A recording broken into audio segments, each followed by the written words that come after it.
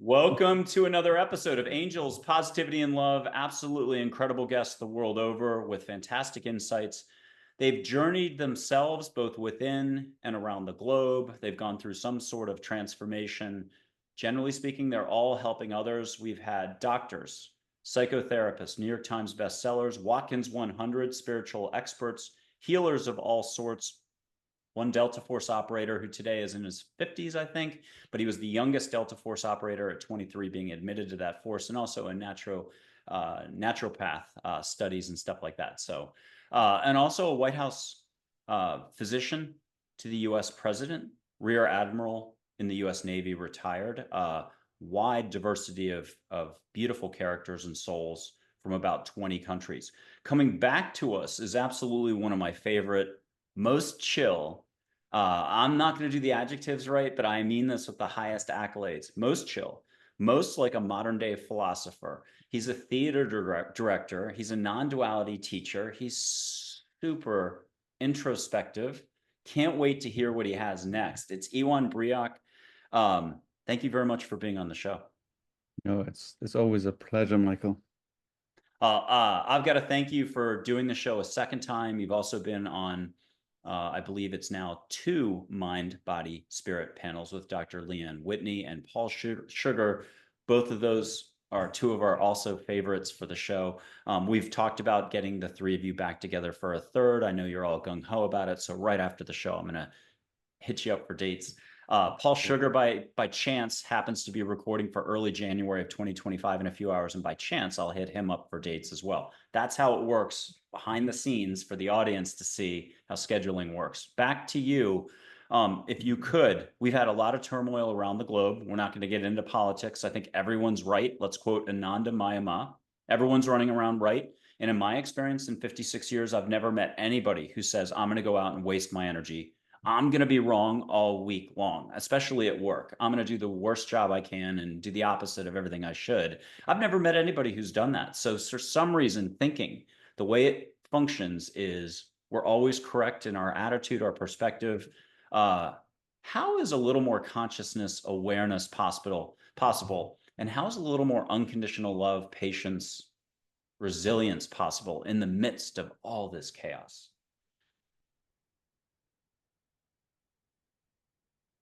Um, and the word news, it's like new, isn't it? But none of this is new. It's always been so. I think it's useful to remind ourselves, because we feel that there's some kind of psychological progress, some improvement psychologically in our human condition. And circumstances have improved because of technology. We're not fighting over the scraps anymore in the Western world, at least. And that's among the privileged. But it's always been so, and it always will on this earth. I think maybe we can persevere and have hope and believe that the ingredients for heaven are all here, just in the wrong order. But maybe there's this element of acceptance that, the world is a place of suffering, and things are broken here. And that's how the light comes in anyway. If everything was perfect, then there would be no need for us to be asking for grace. Mother Teresa said, all suffering is universal. Talk to us either about suffering or awareness. And awareness I'm going to place here versus judging, reacting, resisting, rejecting, all the fear-based stuff. Basically, most of our thinking, and it ain't going away. If it's Casablanca, the movie, it's the gendarme walking into the casino saying, I'm shocked to see there's gambling going on in the casino of the mind, of humanity. Meanwhile, the waiter's walking up and saying, sir, your winnings, which he tucks into his jacket. Okay, so we're all doing a little bit of thinking. It ain't going away. One angel, just to quote angels, it happens to be a show about angels, but really anything goes on the show, said that 7% less thinking a day is the magic formula. It's the Olympic gold medal, since we're taping during the Olympics in the summer of 2024. 7% less thinking. And if we flip that pancake, that just means 7% more being in the heart, more awareness, more volleyball, more walking the dog, more walking in the woods. Mm-hmm. Can you give us your insights on that mixture. Sure. I think thoughts are just energy in the brain. It's our identification with them, our owning them, that causes the kind of complexity that we feel and the struggle. You know, it's my thought. I own this thought. Well, what if you don't? What if it's just static electricity passing through you? And when you change that, relationship, when you reframe it like that, it just gives a little bit more space around thoughts, and there aren't so many kind of follow-on thoughts from what arises, or even emotions like, oh, I shouldn't be feeling this thought, I feel ashamed, or no, that's not your thought. Beautiful. So is there possibly a global slipstream of unconsciousness, just as there might be a global slipstream of love or joy? Is it a constant? And it's really up to each person what they want to put their focus on, participate in, spend how they want to spend their energy. Yeah, it's kind of like, if physicists will show you like that nothing, if you get a vacuum or in space, nothingness, it's not empty. Nothingness is not empty. It's constant movement. There's the quantum flux is called, constantly moving randomly. And, when scientists started using fMRI scanners and putting people in scanners, and there was a lot of noise, obviously, going on in the brain. So they had to kind of like tuning into a frequency on the radio. So they had to tune out this kind of background noise so that they could find out what was significant when they asked people to do some task, that they were studying. But then they noticed that this background noise was similar in everybody. Might that just be the quantum flux expressed in the brain, which is simply when you're not doing anything and your mind is wandering? What if simply being and being with your thoughts, all that stuff that's coming up, what if that's perfect? Doesn't need to be corrected. It's just the quantum flux expressed in your brain. But we don't give it the space. Either we get into some practice like focusing on breath and body, which is useful sometimes, or we pick up a phone and we start getting into the dopamine addiction of infinite scrolling. And it's almost as if we're frightened to just feel that quantum flux operating in the brain, speaking to us in its own language. Can you share with us your work in theater, around theater, and what your biggest goal is for mankind, those who participate in your theater? And just, we've covered a lot of it in the first show that you did, and a lot of your background also comes up on those mind, body, spirit panels you did. Thank you again. But can you just give a big picture recap? Sure. So imagine you go to the theater or even the cinema and you sit there in the audience. You're hopeful that they're not making a lot of noise eating popcorns and stuff, because what you want to do is you want to focus on the screen, you want to focus on the stage, and the invitation there, the whole invitation of the theater or the film is to, what if all there is this that's happening on the stage or the screen?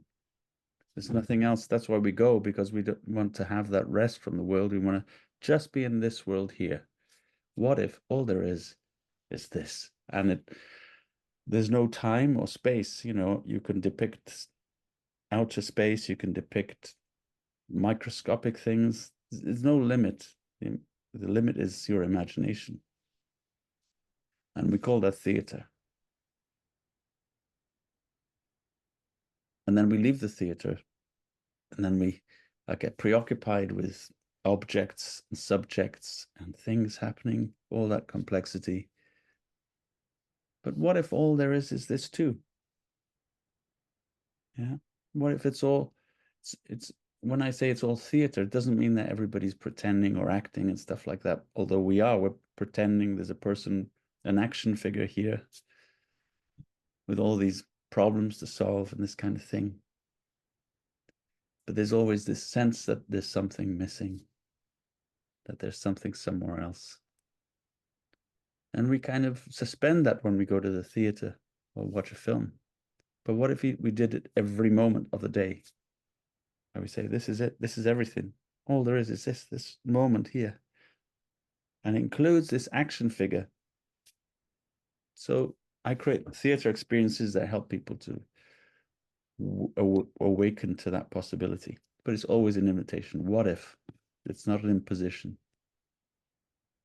Can you talk to us about hope?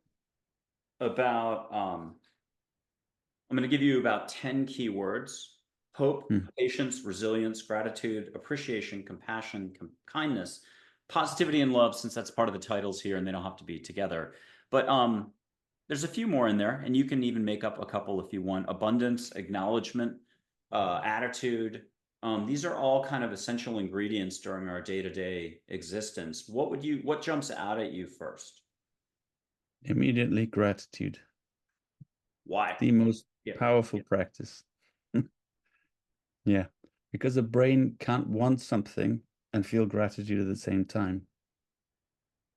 So the moment you really just, and it's so easy, just think about something you're grateful for right now. Even if you've just watched the news and everything's falling apart, just think about what you're grateful for in this moment, and everything feels all right. Uh, do you mind not sharing anything too personal, but two things you're grateful for in the year of 2024? Sure. I've had a lovely week, actually. I don't mind being personal. I was doing a training in a forest, in a labyrinth that I created 20 years ago with a community there, and they invited me back, and it was wonderful to see that what was the seeds that were planted there, both physically and in terms of the trees and in the people, is flourishing. It's become a center of well-being in nature, and that initial impetus, the performances we were creating there have laid a kind of residue of magic and myth in the community. And I think I might have seen a couple excited Facebook posts from you Oh celebrating yeah, that. With yeah. your permission, I'm going to offer you behind door A. We don't have to get to door B next, but it'll be a kind of the more boring version of an interview. But behind door A, I've got an option for you that I forgot to tell you before the show. If you want, we can take 5 to 7 minutes and do not a labyrinth of the absurd or a theater of the absurd. We're gonna. Oh, and might have mentioned it. I can put up 3 or 4 angel figures simply to give you a topic, to ping you on this, that, and to steer you a little bit, but you're still going to do all the talking. So really, you've got your hand on the tiller. Are you game for me putting up Joy, Charlotte, Min, and if you have a favorite figure of your choice, Thich Nhat Hanh? Is that okay to put? Sure. I got a few figures to show you as well. Oh, yes, please. And I'd love to get your impression, what you make from them. So Oh, but first you'll get a topic. It'll either flash in the usual way, you'll think it's your own intellect, or whatever I'm trying to say, or you'll just hear a high, peppy 28-year-old voice. Here's Joy. And just let me know when you have the topic. I'll put this down.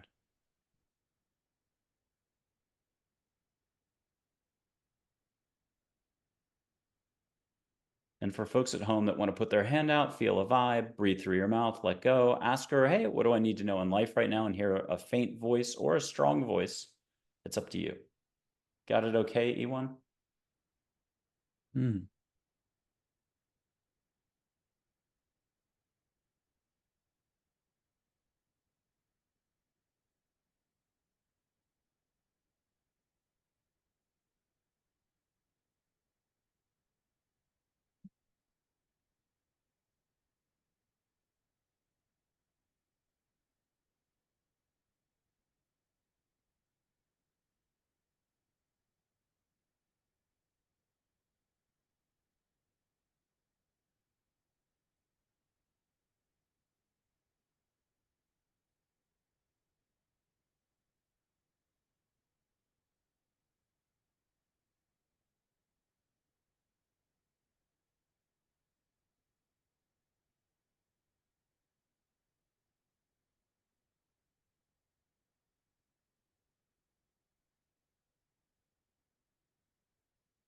Mm.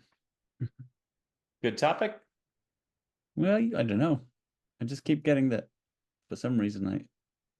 X, formerly known as Twitter. Hmm. Are you on that? Yes. God, yeah. It's just such a kind of echo chamber of pain and suffering, isn't it? At the moment, especially. I don't know why that came at me, and it's kind of like this. It's joyless. It's joyless, and I don't look at it. I looked at it recently because I was going to post something, and I thought I don't want that in my life. It's joyless, and I don't know why that particular social media platform has become that. And that's kind of curious, isn't it? Why has that become that place of joylessness? Um, so I felt like kind of a feeling of holding it really in compassion, that there are people who are embroiled in that joyless pursuit of being the one that's right. And it's more important to be right than happy. Angels once said, there is no right or wrong, there's proper understanding. And not to put an eternal question on your shoulders here, but what is that proper understanding in your patented method of handing out insight to us? The proper understanding, well, it's, everybody accesses integrity in their own way, but not to lie to yourself first. Yeah. I'll read you a passage. I don't think it'll be more than a couple paragraphs here. I'm going to edit this just a little, and I'd love to get your reaction. Hopefully I've got this right. And give me one more second. There we go. Faith in all, religious, non-religious faith, we'll call it letting go, getting out of the brain, getting out of Twitter, social media, getting out of this, that, in judgment, to be or not to be. Always the question. No question. Faith in all can lead to a change in mankind. This is angels talking 10 years ago. This is the path for all of man. This is about man bringing peace and joy to all. This is about your personal growth in your life and finding the next stage in your soul's development, as well as the continued evolution of mankind. The greatest gift is allowing. All is growth and change. This is frightening for some. There's nothing to do here. Slow down the doing. Instead, breathe, smile, and relax. Appreciate all. I feel like you wrote this. Okay. Compassion for all is life. I got two more paragraphs. Compassion for all is life. This is also about acceptance for all. Regard others as yourself generously and without fixation. Believe in all. It is much simpler than people think. Again, this is because this is not about thinking, but less thinking. Open yourself up to life. And then angels added, speak with us, be. What do you think about that one? Yeah, it's lovely. Yeah. It's not about doing anything, is it? It's there's nothing to do. Of course there's a lot to do, but there's nothing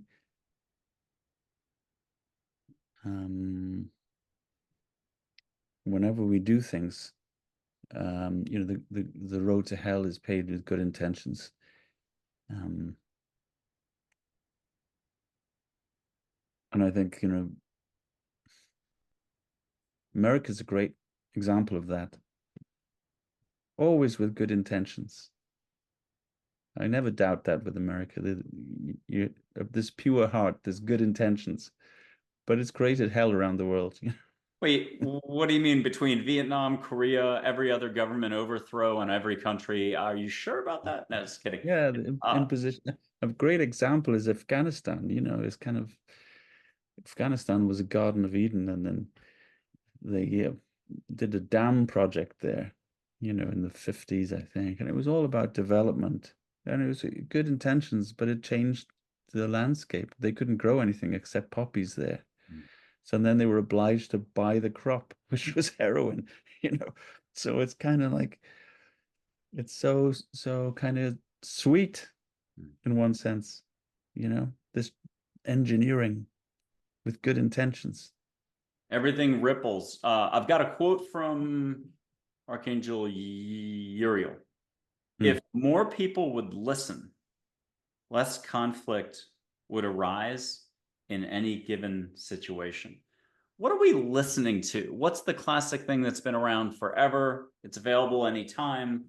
It might be back to that global slipstream we were talking about. Is it consciousness? Is it love? What's your favorite way to describe something that is just within us and around us or beyond us? I don't know.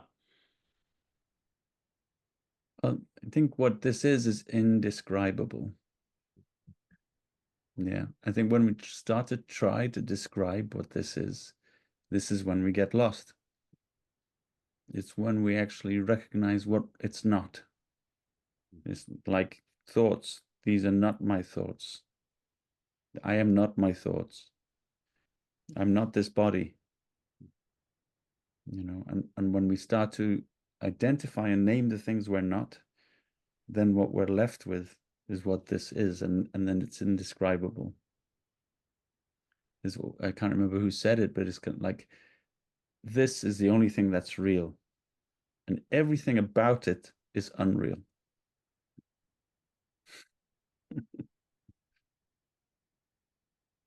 Who are some of your favorite figures to follow, pay attention to these days around the globe?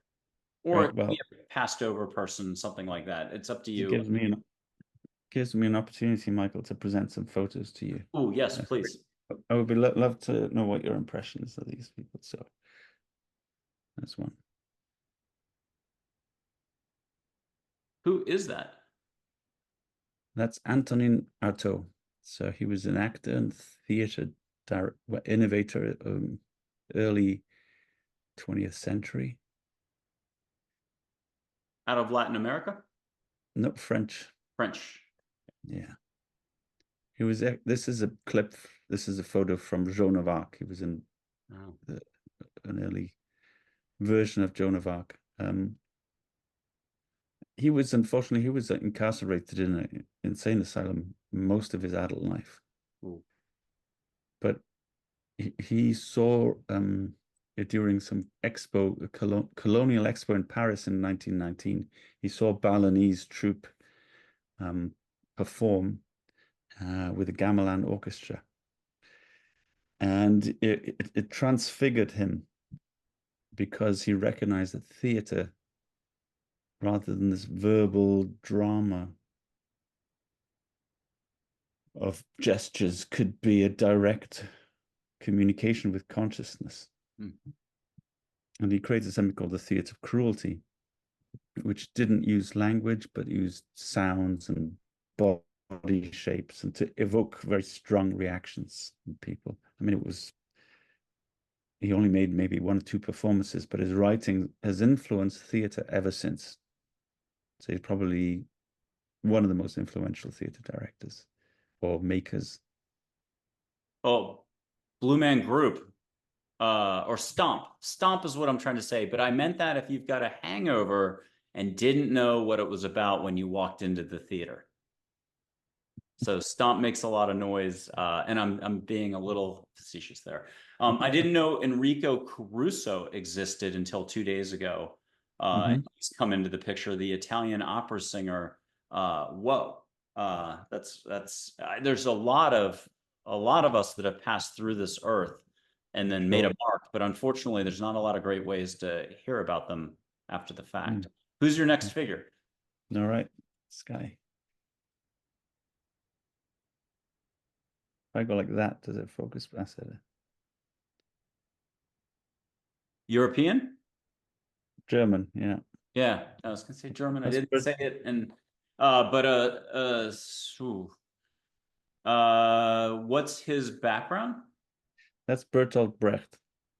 So, when I said that when we sit in the theater and we look at the stage and we say, oh, everything is here.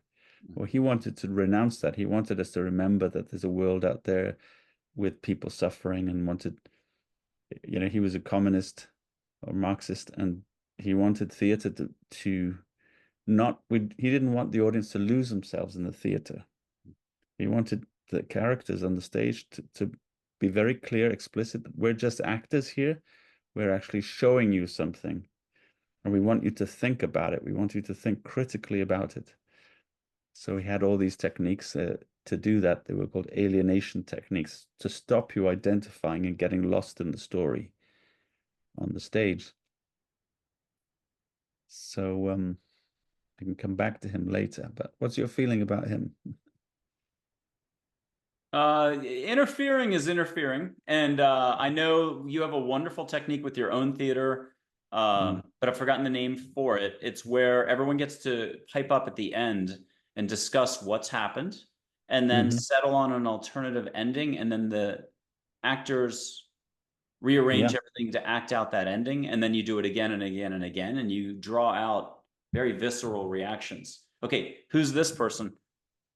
So this is the guy who you can't say invented it really, but he was the originator of it. Theatre of the Oppressed. This is Augusto Boal from Brazil, who's no longer with us, but he yeah, he's the guy who, influenced by Brecht, wanted to make a theatre for the people. And this is the one who talked to the villagers who then, when they were That's handing out guns, he was like, that's right. "Whoa, wait a second." He's like, I meant what I said, but I didn't mean it this far. Like, I'm not taking a gun and we're not going down the road to do revolution right this second. Or are we? That's right. Oh, you Yeah. told that. That's in the first show or one of the panels. And people need to go back and check that out. Very eloquently described. And Sure. yeah, and one of your two or three biggest influences, yes? Definitely. Yeah. Probably one of the biggest influences on me. So he's an angel on my shoulder. Here's another guy. So Oh, that's yeah, one of my favorite, David Brooke. Peter Brook. Yeah. Peter Brook, that's it. Sorry, I mess up everybody's names and can't pronounce Sure. anything. But Peter Brook, the Mahabharata, I like literally, I'm afraid my current version of that on disc is skipping a little at some point, but it is one of the most beautiful, the long stage performance, not the short version. Yeah. Well, I mean, I could have put Grotowski as well, but Grotowski was a bit of a cultist, to be honest. Um, Not good. no, but he was an innovator in the 60s, 70s, 80s, but he recognized the holiness of theater. He called the stage the empty space. And exactly what I was talking about, that quantum flux, you can feel that on the stage Hmm. when there's nothing there, there's nothing happening. Can you talk to us about Peter Brook a little bit more? And I'll mention for folks who want to go back and hear a performer talk about that stage thing before the show's going to happen. I think it was episode 4 or 3, January of 2023. This show, this series, Suzanne Purcell, and I hope I Hmm. pronounced her name. I love her to death. I just sent a note to her like 2 days ago to say hi. But she's a former, born in East Germany, former Berlin State Opera, like top of the world international ballerina at the time. She used to go out on stage 2, 3, 4 hours before everything was happening. So there's no crowd, no audience. There were a few workers around, but it was quiet enough you could get away with it. She'd go lay on the stage. And she was at a point in her life where she actually wasn't, she'll tell this in her show, where she wasn't open and receptive like she had been when she was younger in life and when she was older in life, but she would still see movement, flowing energies or angels. And oh my, is it beautiful to hear. And because she's telling it from here and sharing it, it's like you, straight from the heart, you feel it. And so it's Winnie the Pooh and Piglet. Piglet asks Winnie the Pooh, how do you spell love? And Winnie the Pooh says, you don't spell it, you feel it. And to me, that's the essence of her story. And that's the essence of almost every single time you speak. And with that, tell us more about this. Tell us more about passion, love, letting go of our troubles and worry to pay attention more to what's important.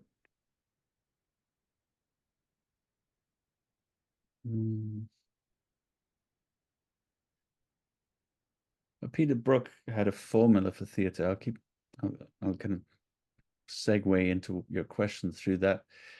And his formula was theater equals repetition, and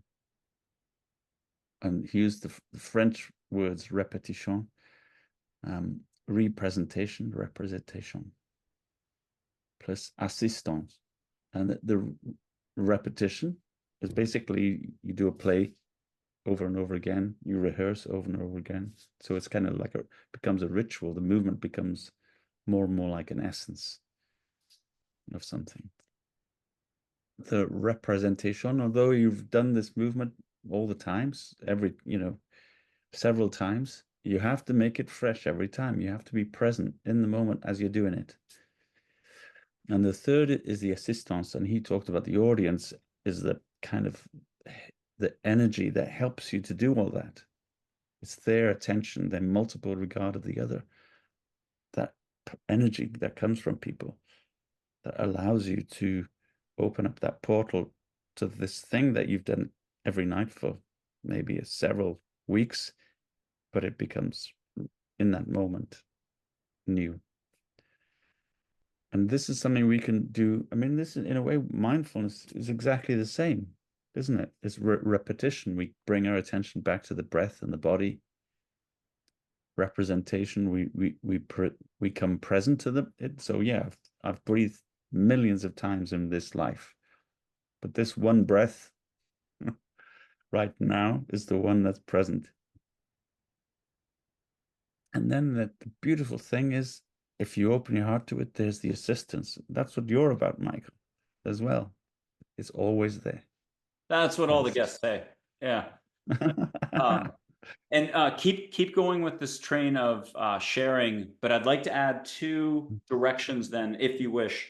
With the what arises when you've gotten that RPM of the machine humming of the routine meeting, everyone's doing their part, something extra arises mixed with the crowd of the energy. I'd love for you to give us your personal take on that, including a couple moments where you're like, I'll never forget whatever that was. It's what drives your creativity. You probably sit down and say, this is why I love to help people get exposed to.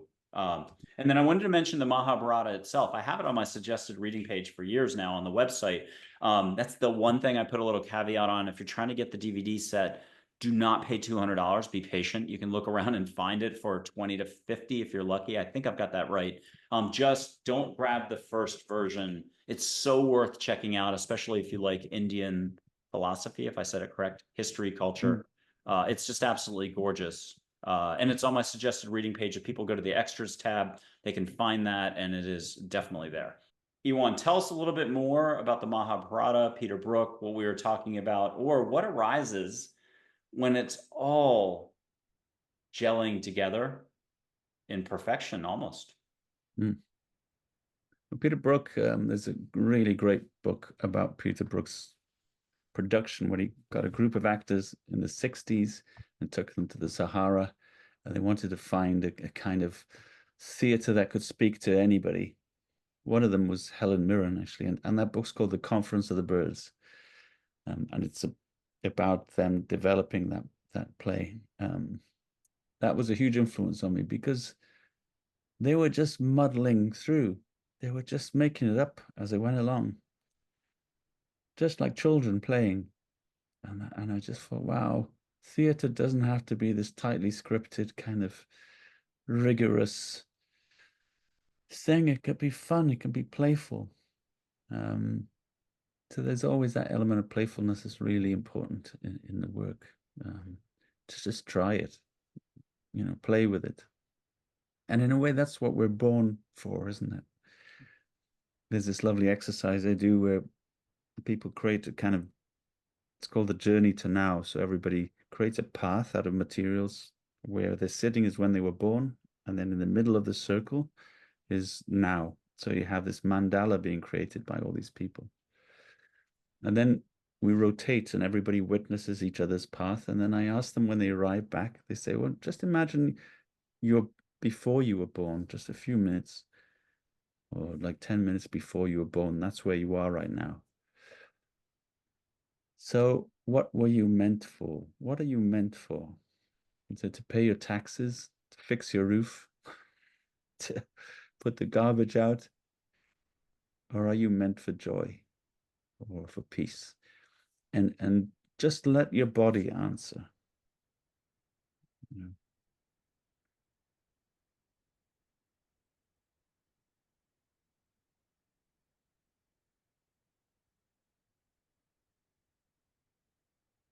Yeah.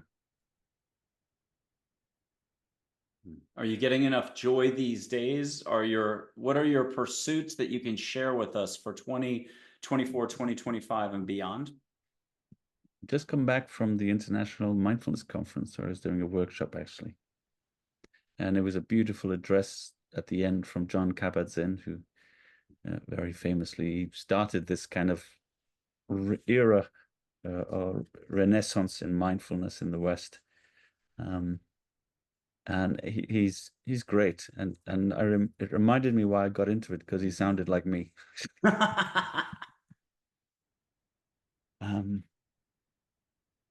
And yeah, it was almost, it was like an invitation, just play with it. Don't think that mindfulness is just sitting and meditating. It's this, everything, all of it. It doesn't stop. And it never started either. Even watering the flowers, walking the dog, and washing the dishes? Even being distracted, even worrying. Wait, what'd you say? No, just kidding. Yeah, that's it too. That's it. All of it. It's that we're never not in the moment, are we? Really? I really like that double negative there. We're never not in the moment. I love that. I haven't heard that. I don't think ever once a year or so ago. It forces you to go, wait, what? Yeah. But that's the irony and the kind of joke about, oh, I have to be in the moment. I have to focus on being in the moment. Where else could you be? I don't know. Hold on. I got to go process this through the weekend. Sure. Okay. Yeah. Okay. So you have an institute out there that shall remain unnamed. This isn't happening in real life. It's a hypothetical. They decide to write a blank check, some absurd amount in terms of funding. It's the theater of the absurd in a new way. You get to do 3 retreats around the globe, but they can't be in the same geographical spot. No limit on how you set this up. People are signing up by the droves. You can have 50 people, 200 people, 500 people. It can be theater oriented. It can be mindfulness. It can be a combination thereof. First, geography wise, do you already have a couple spots that you think are super special that you would love to hold some sort of retreat? And then what do you think you would want to hold a retreat about? Not putting you on the spot. I don't want you to give away your secret intellectual property, but can you run with this and give us 3 places around the globe that really resonate for you? Maybe a past life, you're like Greece, or it's this place, or it's the Sahara again. I don't think so. But where are you going to pick? 3 I love places. that. Great. It sounds great. It sounds fantastic. It may be Crete or wherever, the labyrinth came from. I'd love to do a labyrinth in Crete. Um, I was just in a place called Bangor, that's where the international conference was. And it's been rated recently the worst city next to the sea in the UK. Anyway, yeah, it's something sweet about the place, but yeah, it's very, very depressed. And I think what I'd like to do is do retreats in the place you'd least want to be. A little uplifting. You're choosing a interesting methodology here. Why not? If you can find peace where there isn't, you can find it anywhere now. It's easy to go on a retreat to Bali and meditate, but then you got to go back into the world. But what if you went right into it? What if you went to Gaza? Or, I mean, that's being facetious, but and you did something there, you made something there. You put a stick in the ground and made a labyrinth together, and you walked it. There are things you can do to stir the cauldron, to stir this field, this quantum flux that has an effect beyond what you can imagine. We're going to do 3 final items towards the end of this. But first, another one of those random things. We've never done this before, I don't think, on a panel, on a show that you've been on. And this is easy. I'm just going to put my hand up from Texas, and you'll put your hand up in the UK, but it's only our highest intent, none of my bill paying side. So no drama, just Rama. But tell me what you feel. Is there energy? So no historical photographs. You don't have to worry about angels, nothing. For the audience at home, if you do this, only the highest intent, the equivalent of the stick in the ground, but without having to do the labyrinth and all the other work and having to know what we're doing. This, we're just saying hello, but beyond words, even though I'm yapping away. And you feel a little sparkle, a little something, make it good. Good adjective. You get invited back on the show there, Iwan. You feel a little something, a little juice, a little Yeah, yeah, yeah. thing? I didn't do it. Blaming angels now. Blame Canada, blame angels. Do not blame Ewan. Certainly do not look at me. But now this is the time I do the public service announcement. Guys, people, do a few emojis. We have 500,000 visits to this channel and people are so shy. Although we're getting a lot of really cool comments like, hey, I just heard this from this angel, or I felt this, or I smelled the incense. So bravo. I've got to blow sage. I think I forgot to do that on the show. I forget to do that. I've only forgotten out of 200 episodes twice because you're that entertaining. I'm going to pull my hand back. You pull your hand back. Was that okay? And what were we feeling while I grabbed the sage, a feather, and a lighter? What's this all about? What's beyond words? What's our humanity about? You're on the spot once again, but if anybody can handle it like a NASA astronaut but no spaceship, that's you. You have a way for words, for flow, for affinity. It's why you're a theater director, a non-duality teacher. Iwan, what's this all about again? Okay, I'm gonna let you know something. Maybe you know it, maybe you don't. So when an egg is fertilized, maybe did I tell you this before? Maybe not. And so it replicates. It splits into two, then four, then eight, then 16, and it forms a strip of cells. And then the cell at the top of that strip, which is your spine, is a special cell, and it starts to change. Do you know what that cell is? At the top, it's your heart. Oh, oh, yeah. Not And the then brain. this strip of cells, which is your spine, it bends, and the heart attaches where it is attached in your spine right now. And the next thing is something I find so beautiful is that your face is formed inside the heart, and your hands and arms are formed inside the heart, and they come out. So this is your first is this, like that. Mm. So this is what came when we were doing this. I was looking at your beautiful face and I was thinking, wow, that was created in your heart. Oh, nice. Oh, I'm going to blame my mom for that and thank her for that.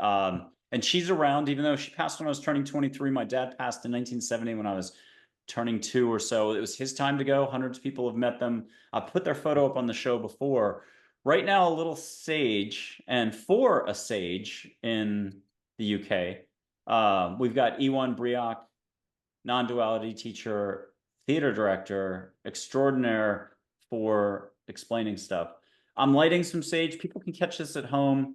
It is what it is. It's energy. The whole point is there's no time and space. I think we were just saying that. You were saying that at the beginning of the show. There's just this. I'm learning. I'm learning. I finally said the phrase. There's just this. What is this? I love it. But I got to do it with a serious look and an eyebrow going up. Okay, there's sage smoke. Give yourself permission to let go, out of thinking, into your big heart. What will you allow for daily is what really one of the messages is here. Not rioting, not social media platforms, more just breathing, allowing something other than up top. Are you getting a little bit of sage in from Texas to the UK? Mm-hmm. Oh, beautiful. I'm going to snub this out right away. We checked that box. We're moving fast here. 2 last items. I'll ask a question, and if you could give us something in any direction. We're going to get the twister board out, toss all of the components, including the box, into the rubbish, but we'll keep the wheel. We're going to spin that wheel and let you select something as a final reminder to us all. My question is going to have to be, what are angels? I have never asked that on this show. What are angels? I should be able to take a stab at this for 10 seconds to buy you time. Uh, Unconditional love beings, just here to assist. And if you'll completely let go, You can even see them in full on human form. You pinch them, they might not say ouch, but when they pinch you, you're yelling ouch, and there's a lot of laughter afterwards. So it's very much like being on the stage. Okay, that was my best shot at this. But what are angels, or what's the universe about? Is it really like being in space? No one can hear you scream like the original Alien movie in 1970s, or is there something a little more magical? Just love the fabric of the universe. Iwan, you are a Renaissance, like, this is like having somebody come out of the past to talk to us about this. You've got insight. What's your insight on this?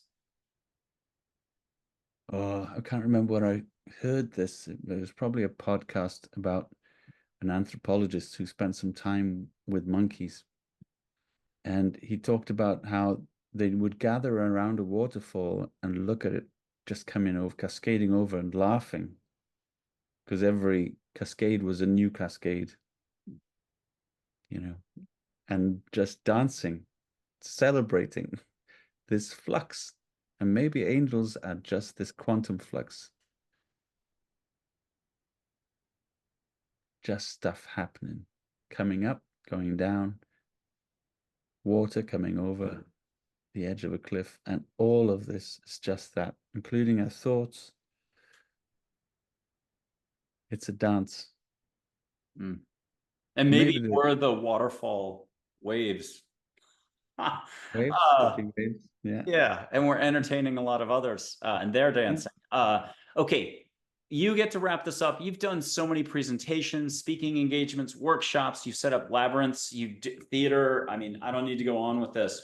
What would you want to leave folks with for just getting through 2024, whether you're in one spot or another? Bit of interesting stuff going on, chaos if you want, cats and dogs sleeping together, whether it's the UK, Europe, That's a the line from Olympics. Ghostbusters. I Yeah, recognize. exactly. But we're gonna keep this, intellectual. Wasn't gonna mention Ghostbuster. But in America, we've got turmoil as well. What's Yeah. important for us to remember about maybe being down here? Maybe all this flux, all this eruptions is the last gasp of this. Maybe awareness is on the horizon for mankind. Call it a spiritual awakening if you wish. It doesn't have to be that dramatic, but it's already kind of here. Just have to pay attention a little more. I don't know what this is.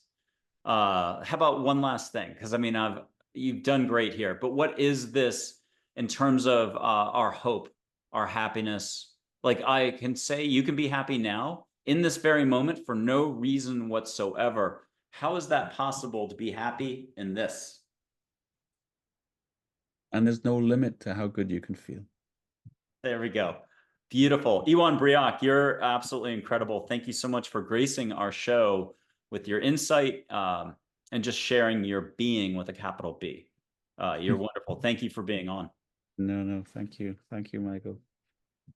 Take care.